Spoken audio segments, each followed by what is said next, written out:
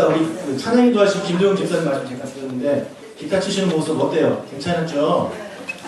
김도영 집사님이 제가 엘리하고 엘리사예요. 네. 왜냐면 제가 치던 기타를 집사님이 이제 물려받으셨어요. 그래서 많이 부셔졌거든요. 근데 거기다가 테이프 붙이셔가지고 그동안 열심히 연습하셔서 찬양인도를 하시는 모습을 보면서 참 한편도 너무 감사하다. 하나님께서 귀하게 쓰실 것 같다라는 생각을 갖게 됩니다. 그래서 우리 교회가 더 기대가 됩니다. 칭찬을 너무 하고 싶었습니다. 네.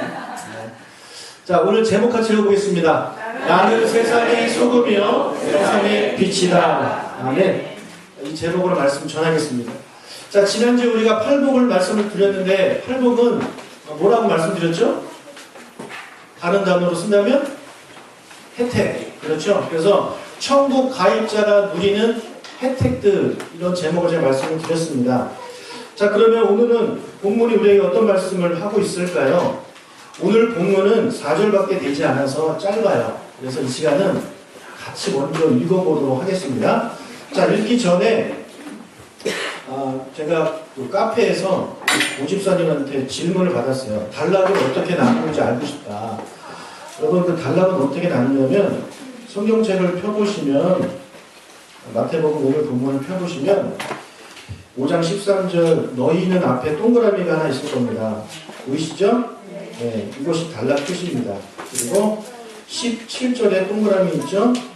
그래서 즉 13절부터 16절까지가 한 단락으로 우리가 보시면 되겠습니다. 그래서 큐티를 하실 때 이 단락을 기준으로 묵상하시면 큰 도움이 되겠습니다. 13절부터 16절까지 같이 읽겠습니다. 시작. 너희는 세상의 소금이니 소금이 만일 그 맛을 잃으면 무엇으로 짜게 하겠니? 후에는 아무 쓸데없어 다만 밖에 버려져 사람에게 닳을 뿐이라. 너희는 세상의 빛이라. 상에 있는 금괴가 숨겨지지 못할 것이요 사람이 그 불을 켜서 말 아래 듣지 아니하고 등경 위에 두다니 이러므로 지각 모든 사람에게 비치느니라. 이같이 너희 빛이 사람 앞에 비치게 하여 주리로 너희 착한 행실을 보고 하늘에 계신 너희 아버지께 영광을 돌리게 하라. 네, 아멘. 자, 여기 보면 우리 읽으시면서 자동으로 그 단서들을 이제 찾으려고 하셨을 텐데 반복되는 단어가 소금이 여러 번 나왔고요. 또 빛도 여러 번 나왔습니다.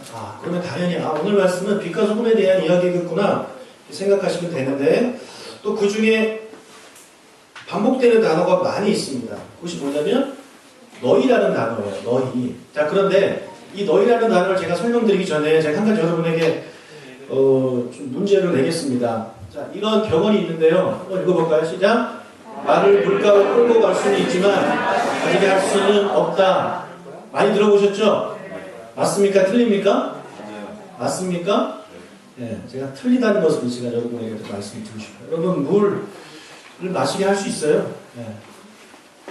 막 입을 벌리고 막 눕혀가지고 억지로 이런 거 말고요. 자발적으로 마시게 할 수 있는 방법이 있습니다. 오늘 그 이야기를 제가 좀 하겠습니다. 자, 너희라는 단어가 나오는데 성경을 읽으시다가 이 너희는 대명사잖아요. 나, 너, 너희, 우리, 그들 뭐 이런 거 그거 뭐 이렇게 나오면 그 대명사가 무엇인지를 여러분 우리가 알아야 합니다. 그래야 이것이 누구에게 하실 말씀인지 아는 거거든요. 너희는 세상의 빛이다 했는데 그럼 이 너희가 도대체 누구냐는 말이죠. 누굽니까? 예, 우리 지난주에 말씀드린 대로 이 산상수훈은 제자들에게 하신 말씀입니다. 그래서 너희들은 제자들이에요. 제자들에게 너희는 세상의 소금이다 말씀하셨어요. 자, 그러면 이 본문을 읽고 있는 우리도 예수님의 제자들이잖아요. 그렇죠? 우리에게 주신 말씀이에요. 즉, 여러분은 세상의 소금이고 세상의 빛입니다. 예수님이 우리에게 너희들은 세상의 빛과 소금이 되어라 라고 말씀하지 않았습니다.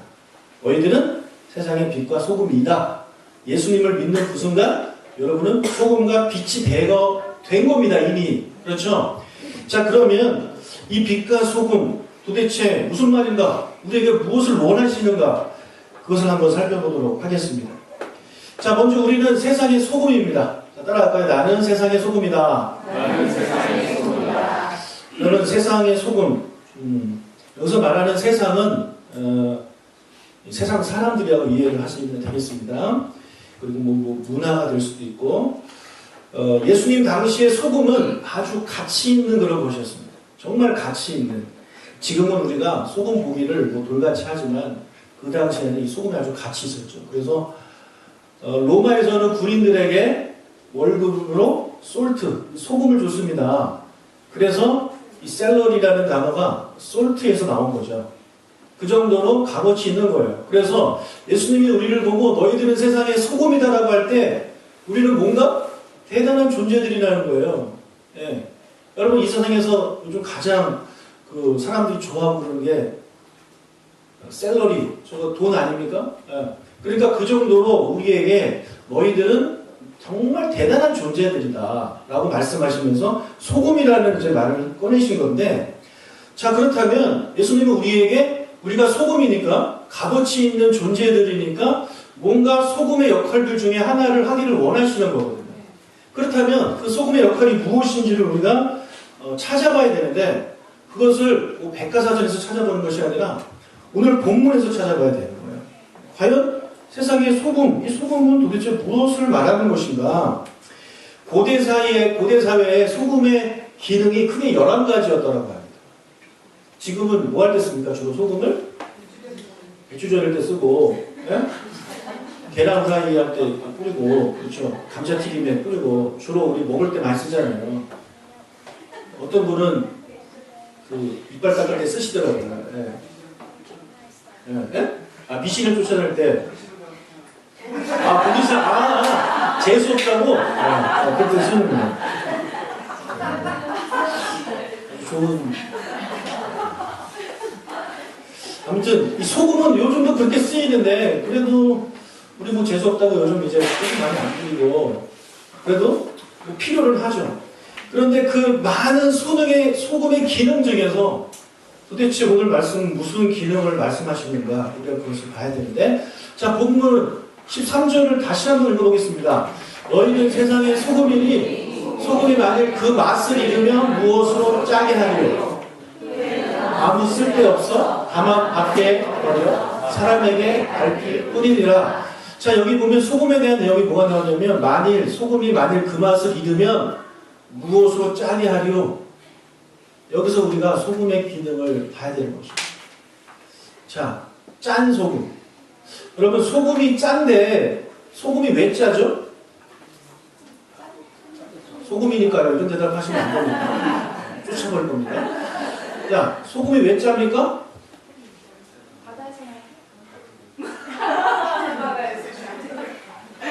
조사님 사랑합니다. 예, 맞아요. 바다에서 나왔으니까 짜겠죠. 예. 저기 소금이 왜 짜냐면 염화나트륨. 여러분, 소금의 짠맛은 소금이 염화나트륨이잖아요. 거기서 나온대요. 그래서 이 소금에 대한 과학책들을 좀 읽어보면, 여러분, 소금이 뭐 전해질이다 이런 얘기가 나오는데 너무 어려운 얘기니까 다 집어치우고, 소금이 짜요. 왜냐하면 염화나트륨 때문에 그렇다는 거예요. 그래서 이 우리 몸에 소금, 염화나트륨이 들어가게 되면 어떤 상황이 벌어지게 되냐면 갈증을 불러일으킵니다. 그래서 아까 이 말을 했을 때 물을 마시게 할 수는 없다고 그랬는데 있어요. 어떻게 하면 돼요? 소금을 먹이면 돼요.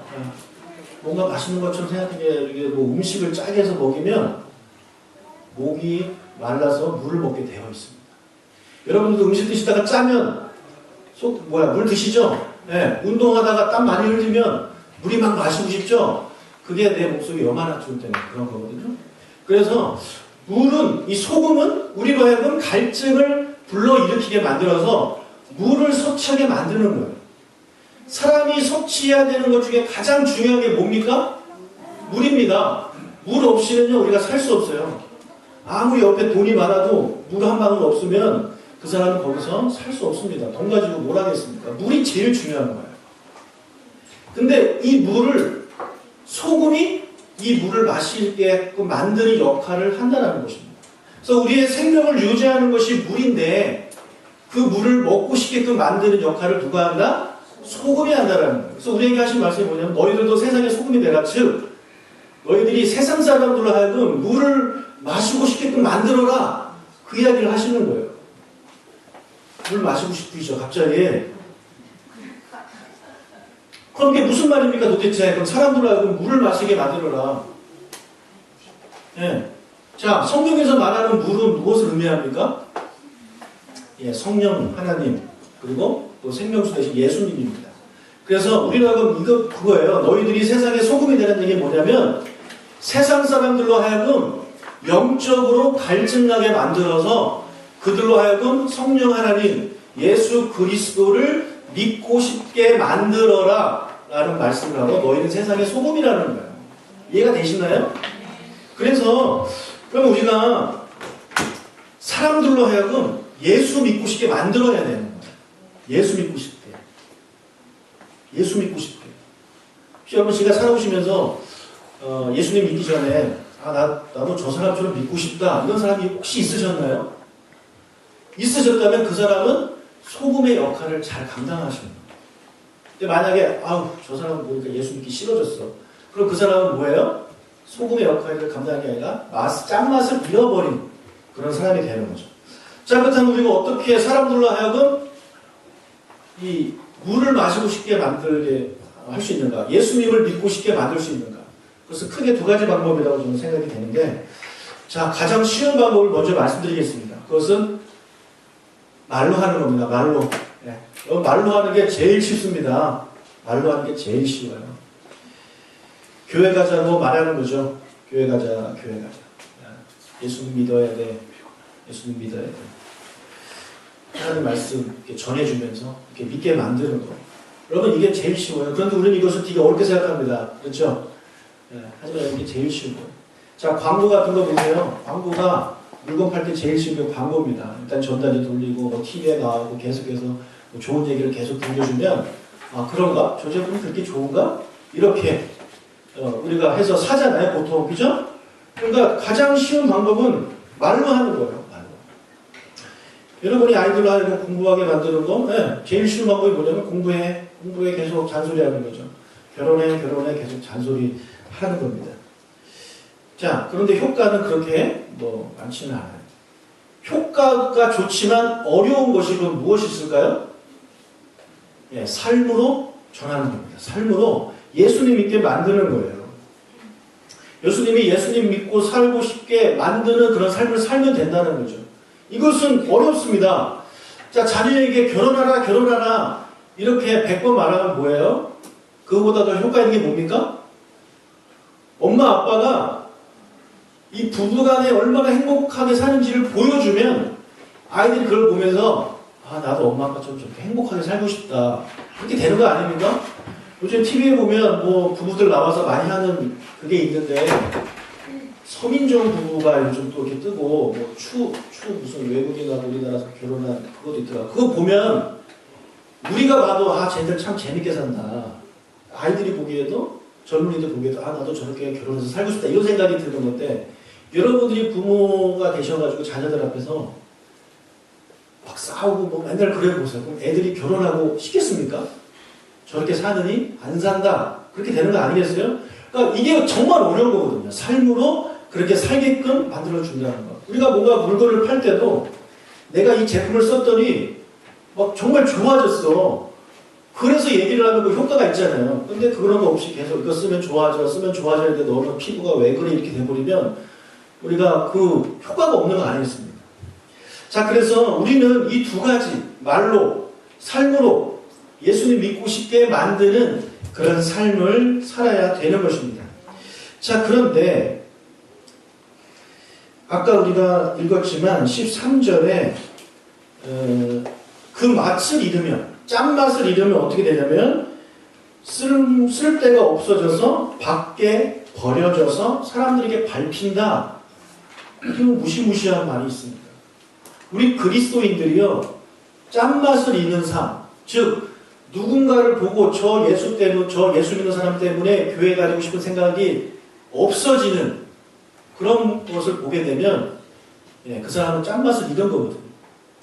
제가 오늘 아침에 나오기 전에 네이버를 봤더니 총신대에 대한 관련된 것이 나왔어요. 총신대는 제가 나왔던 학교 아닙니까? 총신대 신대와 거기 총장이 비리 총장이에요. 그래서 아이들이 이제 총장 물러가라 이렇게 해서 데모를 하고 있고 지금 다른 목사님들도 계속해서 그 총장 쫓아내려고 하는데 그 총장이 목사입니다. 목사인데 진짜 어떻게 그런 목사인지 모르겠어요. 안 나가요. 그러면서 오늘 보니까 어떻게 했냐면 용역을 불러가지고 깡패들을 불러가지고 학생들을 이렇게 때리고 뭐 그런 것이 기사에 나왔어요. 그래서 댓글을 봤더니 그런 게 있어요. 나도 교회 다니지만 저런 목사 볼 때마다 진짜 교회 다니기 싫다. 교회 다니는 사람도 그런데 교회 다니지 않은 사람들이 그런 기사 보고 또 뭐 신앙생활 하는데 또 교인이라고 알려졌는데 나쁜 짓 하고 그럴 때 그 사람들은 짠맛을 잃은 사람들이거든요. 그 사람들 때문에 오히려 교회 가기 싫어지는 거거든요. 그런 사람들은 어떻게 되냐면 밖에 버려지는 겁니다. 버려져서 사람들도 무시당하게 되는 거예요. 그래서 여러분 우리는 우리의 삶이 정말 조심스러워야 돼요. 사람들이 여러분들이 교회 다니는 것을 알고 있다면 여러분들의 행동을 조심하셔야 돼요. 여러분의 행동 하나 잘못해가지고 교회 다니는 사람들 다 저래. 교회 다니기 싫어. 오히려 교회 다니는 사람도 시험 들어서 떠날 그런 지경에 이런 행동을 하게 된다면 우리는 밖에 버려지는 존재가 되는 것입니다.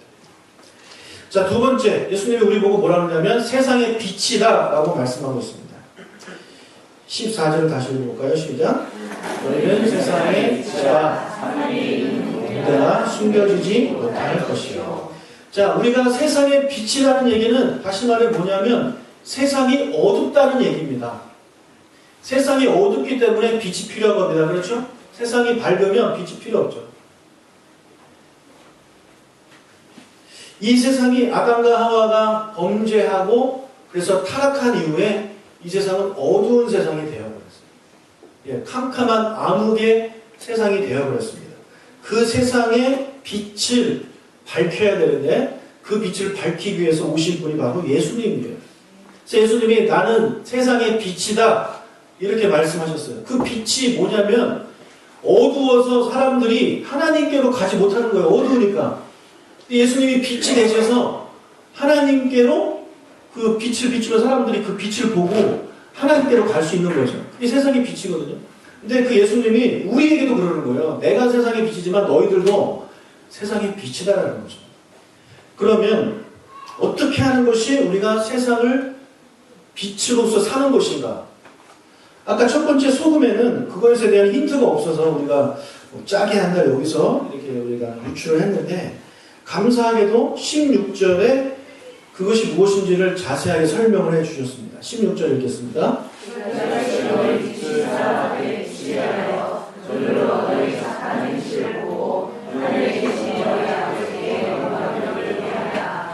자, 여기 보면 빛을 비추는 것이 어떤 삶입니까? 착한 행실입니다. 우리가 빛을 비춘다는 것은 뭐냐면 사람들한테 선한 행동을 하는 거예요. 그래서 사람들이 너희의 선한 행동을 보게 만들어라. 그러는 것입니다. 우리 예수 믿는 사람들은요, 여러분 선한 삶을 살아야 되는 것입니다. 자, 그런데 선을 행하되, 즉 빛을 비추되 범위를 우리에게 정해주셨어요. 그 주의사항입니다. 15절 읽겠습니다. 사람이 등불을 켜서 말 아래에 두지 아니하고 등경 위에 두나니 이러므로 지가 모든 사람에게 비치느니라. 자, 예수님이 말 아래에 그 불을 두지 말라고 말씀하고 있습니다. 자, 어릴 때는 도대체 좀 많이 뭘까 생각했어요. 여러분 좀 많이 뭘까요? 말이 뭘까요? 타고 다니는 말일까요? 좀 이상하죠, 그림이. 저기서 말하는 말은 뭐냐면 단위를 재는 그 그릇입니다. 단위를 재는 그릇이. 그래서 그 그릇 아래 불을 놓지 말라는 거예요. 예를 들어 뭐 촛불을 켜놓고 그것을 그릇으로 덮어놓으라는 얘기죠. 여러분 그릇 안에다가 촛불을 켜봐야 어디만 밝아요? 그 안에만 밝은 거예요. 그 안에만 밝은 거예요. 아무 의미가 없죠. 밖에가 지금 어두운데. 그러니까 그렇게 하지 말라는 것입니다. 여러분 여기서 말은 영적으로 살펴보면 그릇이에요. 교회예요. 교회. 우리가 선한 행동을 해야 되는데 교회 안에서만 하지 말라는 거예요. 우리 교회 안에서 선한 행동 해야 됩니다. 아멘? 서로를 돕고 사랑하고 격려하고 위로하고 이런 선한 행동을 해야 돼요. 그런데 그것은 지극히 당연한 건데 그렇게만 하려고 하지 말라라는 거죠. 우리끼리 친절하고 우리끼리 잘해봐야 우리끼리만 좋은 거라는 거죠. 예, 그것은 빛의 역할을 감당하는 게 아니라는 거예요. 그래서 여기서 빛은 뭐냐면 등불, 등경 위에 두어라. 저 위에 두어가지고 이 빛이 온 집안에 비추게 해라. 즉, 온 집안은 뭡니까? 또 세상을 말하는 겁니다. 그래서 우리 그리스도인들이 세상 사람들이 그리스도인들은 선한 일을 행하는 사람들이야. 그렇게 알 수 있도록 선한 일을 하면서 살아라. 그렇게 말씀하고 있는 겁니다. 여러분 회사에서 학교에서 여러분이 그리스도인임을 이렇게 커밍아웃 하셨습니까? 여러분 교회 다니는 거 아시나요 다들? 네. 30년째 이제 신앙생활하는데 못 믿는 사람 그 사람은 그 간첩이 맞아요. 그러면 간첩을 하시면 잘하실 거예요.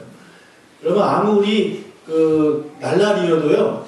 아무리 날라리여도 몇 년 정도 교회를 다니면 주변 사람들이 다 압니다. 너 교회 다니지? 어떻게 알았어? 이렇게 돼버리는 거예요. 내가 굳이 말하지 않아도 알게 되어 있어요. 네? 어떻게 알 수 있을까요? 일단 식사기도 하면 무조건 알죠. 네. 여러분 절 다니고 그런 사람들이 식사기도 안 합니다. 식사기도 하는 사람이 뭔가 하면 갑자기 뭐 술이 쭈다든지 담배가 쭈다든지 아니면 일요일날 보자고 하는데 자꾸 막 갈등하고 그런 모습 보고 그러면 제 교회 다니는구나 이렇게 대충 알아요. 대충 알아요. 자, 우리가 교회를 다닌다는 걸 만약에 사람들이 알게 되었을 때 우리는 행동을 조심해야 된다는 것이죠. 왜 그러냐? 16절을 보면 밑에 너희들의 착한 행실을 보고 하늘에 계신 너희 아버지께 영광을 돌리게 하라. 누가요? 누가 하늘께 영광을 돌리게 하라고요? 우리가요? 아니에요. 누가요? 세상 사람들이 하나님을 믿지 않는 사람들이 여러분의 선한 행동을 보고 하나님께 영광을 돌리게 하라는 거예요. 즉, 야, 교회 다니는 사람들은 참 훌륭하다. 이런 얘기를 듣게 하라는 것입니다. 제가 좋아하는 야구선수 중에 LA 다저스의 커쇼라는 선수가 있습니다. 정말 대단한 투수예요.